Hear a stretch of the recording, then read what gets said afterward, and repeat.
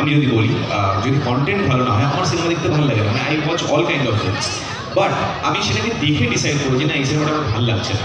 আমি না দেখে কোনোদিনও বলবো না যে এই সিনেমাটা আমার ভালো লাগছে না। কিন্তু এখন অনেকের মাথা হয়ে গেছে এখানে মানে ওই যে আমরা নিজের ভরসায় সিনেমা দেখি, যেমন যেটা অঙ্কুশ বলছিল যে 1500 টাকা মানে একটা ছবি রিলিজ হলে একই জিনিস বারংবার একই জুটিকে মানুষ দেখতে কেনই বা পছন্দ করবে, তারা একবার অলরেডি রিলেট করে ফেলেছে। সো দ্যাটস হোয়াট, রিভিউটাও এখন খুব ইম্পর্টেন্ট।